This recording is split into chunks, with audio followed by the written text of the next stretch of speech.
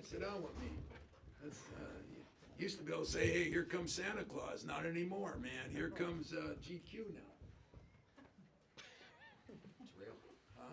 So I'll let him talk, but I think we both agree, Greg. I know we've beaten you, but it's been a really good game. It's been a really good game for both programs. Your fans were great. I thought ours were, and I think we're both going to be pretty good. And I'll be pulling for you, brother.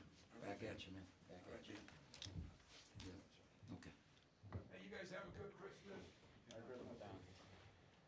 Coach, want to start with opening statement or go straight Yeah, to the bring those kids in. Okay. They're better. They're better than they looked on film. I thought coming in they were elite defensively, and I thought that they score the ball in 5 seconds more than any other team in the country. I could show you 50 clips where they scored before 25 seconds on the shot clock, and I thought we did a hell of a job of taking that away. I think we really we scored against them. You know, I really didn't know that we'd be able to get to 80 against them. I told many people that we couldn't. But what really hurt us was the rebounding in the first half. And it made us make some adjustments that allowed some threes in the second half. I mean, we give up 27% from the three, and that's just where they were at halftime. But they were getting the misses and laying them in, and so we had to make some adjustments and give them credit. They made threes. And they're a really good basketball team, but so are we. I thought it was a hell of a college basketball game. Great atmosphere. What'd they end up saying here? 18,000? 16,000? Yeah. So how can you beat that? Huh? How can you beat that? College basketball in Detroit, I think two really good programs. I'm prejudiced when I say that about ours. I guess you can determine that yourself, but I'm really pleased, and I've got a really good team. Disappointed that we weren't able to win the game. I really thought we could. You know, I really thought we could. I thought we were going to win tonight, and it's very disappointed that we didn't. But I think we learned a lot from it, and maybe we'll get this. You know, maybe we can get ourselves in the NCAA tournament and get another Power 5 win this year. Thanks, Coach. Let's do questions for the players first, and then we'll go back to game. Jamal, can you just talk about this part of the defensive pressure? It seemed like they were switching on everything, making stuff tough on you all night. Tough to get a good look at times. What did you think in the game, just how it flowed? I give credit to Michigan State. You know, they prepared well. They know we had great offensive guys, and you know, I take my hat off to them. I give them credit. You know, they came prepared and they played the way they wanted to play. Danielle? I think both of you can answer this, but Coach Campy just said he thinks you learned a lot from tonight's game. Can you comment on that and what you can take away into next week's return to the Horizon League? I think we could take away that we need a rebound. Can't give up so many offensive rebounds. It's going to happen. It's a part of the game, but we got to do our best at our job to not let it happen and just build off of that. Yeah, just to, piggyback off what he said, we got to rebound. They long, they athletic, so, we had to, get grimy, had to put bodies on bodies, and that's something we didn't do in the first half, and that's what led, to them being up, double digits. So, that's something we're going to go back, practice on, overemphasize, from now on. That's going to help us in league play. Either of you guys want to talk about just the atmosphere that was here tonight? I mean, it was a good Oakland crowd as well, but I mean, obviously, Michigan State crowd got pretty loud at times. What was that like for you guys on the floor? I think the atmosphere was great. I have never played in front of fans like that. From last year, no fans, to come into this, and it was so packed, and Jamal was shooting the tech free throws, and it was just so loud, and I'm just like, wow, it's amazing. I'm, pretty used to, playing in front of all those, fans, but, Michigan State had a great atmosphere. I feel like we also had a great atmosphere. It was great to, not having fans last year and just playing one of the best teams in the country and having it sold out and, just playing for the fans and for ourselves and for our coaches. Yeah, the last 3 minutes of the first half, did you guys talk about that, what happened there? You guys got within a point. And then...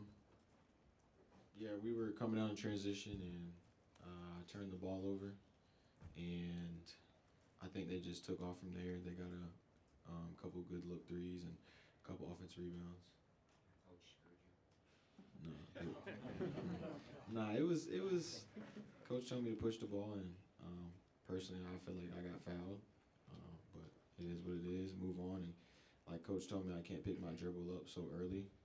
Take one or two more dribbles and just try to get to the basket. And if they collapse on me, try to find my teammates. So I got to learn off of that. And like Coach always tells me, I got to play off of 2 feet, and that's something that is really hard for me because I'm going downhill so fast. It's hard for me to stop, but I got to work on that. Yeah, I say as well. Like Michigan State got good guards. They quick, strong. So we knew it was gonna be a challenge, and that showed here tonight. And that's something again that we're gonna have to practice on, trying to keep the ball from going on the outside and trying to force some more middle. So that's something again that we're gonna have to pick up on. Do you think the break helped you guys or hurt you guys, the long break? Which break? Between When games. Duke? Well, you guys had a long break between games. Oh, I don't believe it hurt us, and I would say it helped us. It helped us prepare.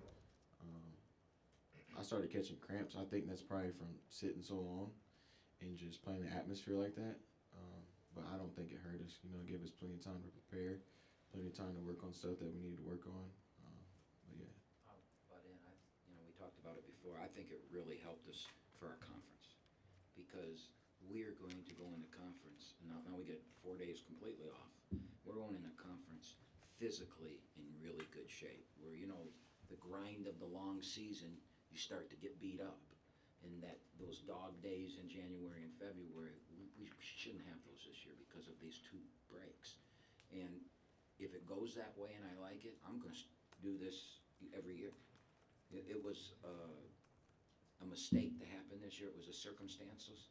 But if we get through it like this, I'm liking what I'm seeing.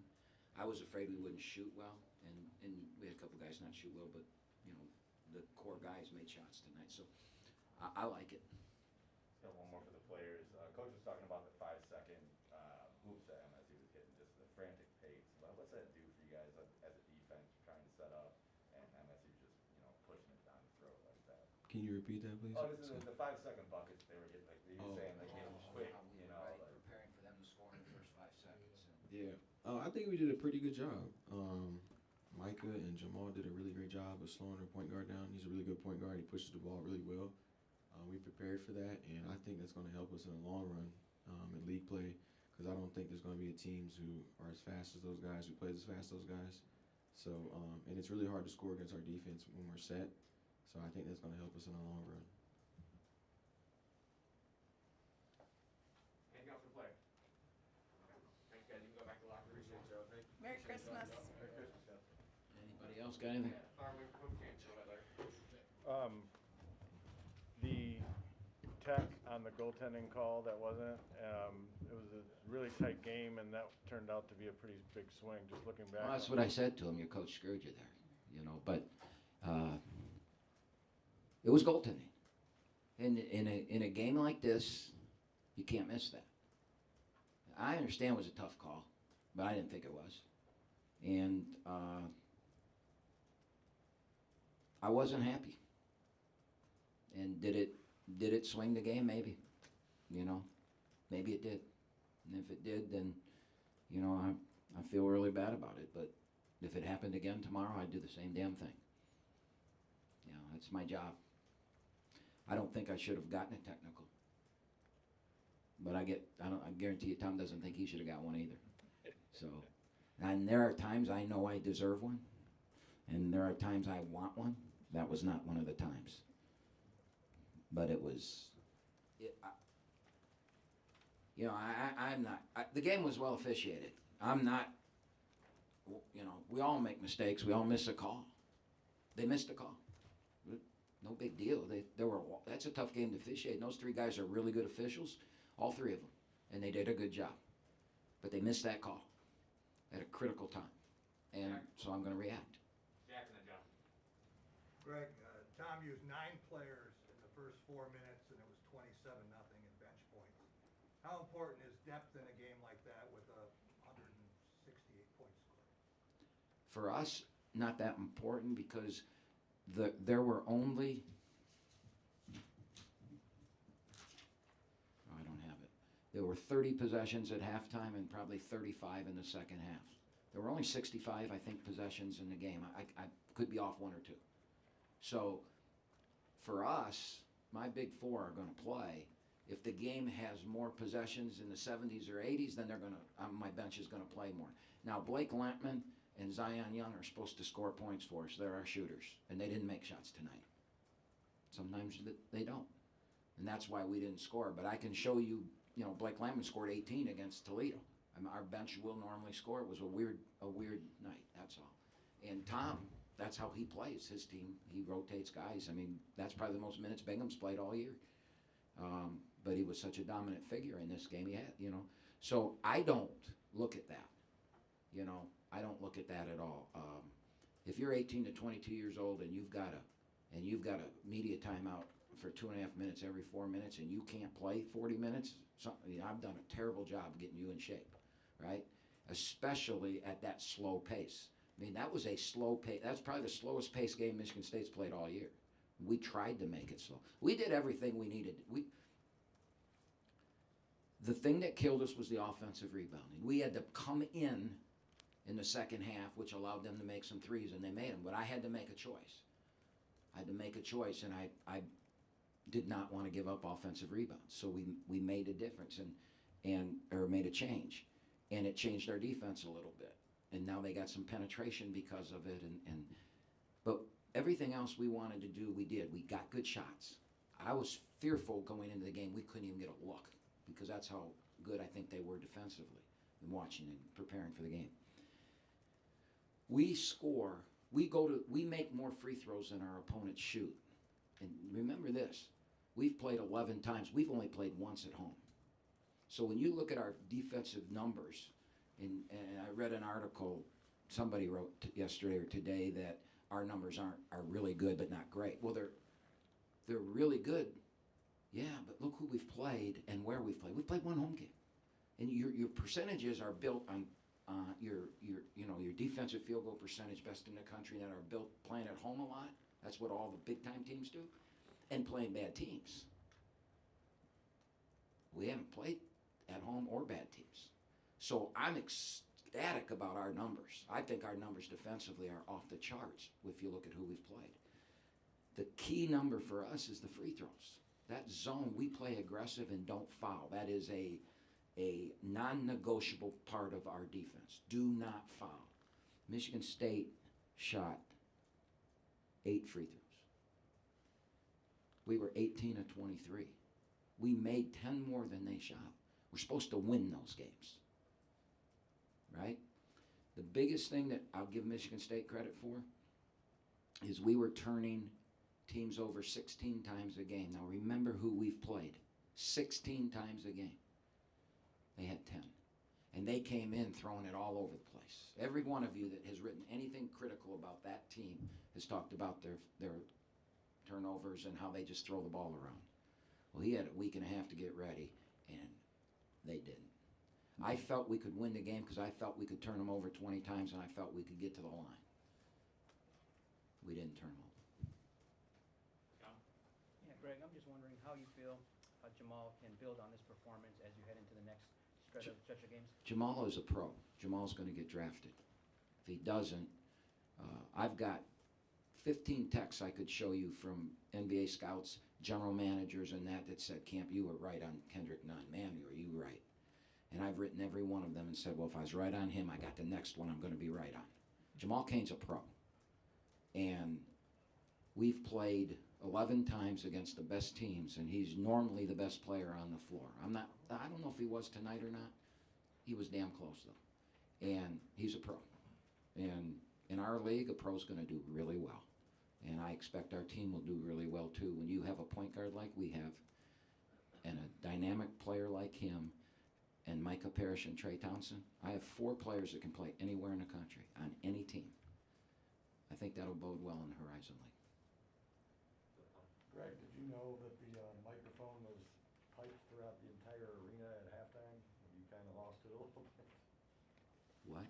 Did you know that the microphone at your halftime interview was piped throughout the entire arena? What I said to my players in the locker room? On the court. Oh. I assume that was worse, but you got pretty heated in the, the halftime interview. I did? Just with me, it's okay. Was I mean to you? No, God, no. It was pretty par for the course, really. I was ready. After No you guys- different than normal? Yeah, after you I- took the I don't- technical, I was ready for it. I don't give a shit about that kind of stuff. People, they gotta know who I am, right? I mean, well, you want me to go out there and say, oh, it's all good, they got 9 offensive rebounds and 17 points off it, but you know what, we're okay. No, I didn't, Tony, but you just scared the hell out of me. Ooh. Let's go to Chris. A year ago, you were up in East Lansing, you saw what Tom's team was. How much difference do those point guards make for them, both on the offensive and defensive side right now? So this is a completely different Tom Izzo team. And I talked to him before the game a little bit about it. You know, he really likes his team. He's really enjoying it. And I think part of it is, you know, they weren't in the top 25 in the preseason. Things didn't go that well last year. He's got something, you know, something to prove. You know, people maybe question a couple things. And guys like me that've been around, we don't like it when, you know, I mean, when you're around as long as we're around, there's ebbs and flows. I mean, you're not always going to be the number 1 team in the country, number 1 seed. And I think in his mind, he knows what he has. And those 2 point guards make all the difference in the world. There's no question about it. And if they're only going to turn it over 10 times, ooh, they're really going to be good. They're so much better today than they were when they opened with Kansas. And Bingham, I know we're a Horizon League team, but that stuff they did, and he's growing and getting, I mean, you can just see, I've known that kid for a long time, and he's like, do you remember the movie One Flew Over the Cuckoo's Nest? The Chief? You know? Remember that? And he would finally made a basket, and the next time he was down, that's what he's doing. He's just growing with every possession, and he's good. He's a dominant player against anybody. So he's got a really good team, and he knows it. Anything else for Coach? Merry Christmas. Thank you for joining us. Yep, thanks, everyone. Happy holidays, everybody. Merry Christmas, Coach. Thanks, everyone.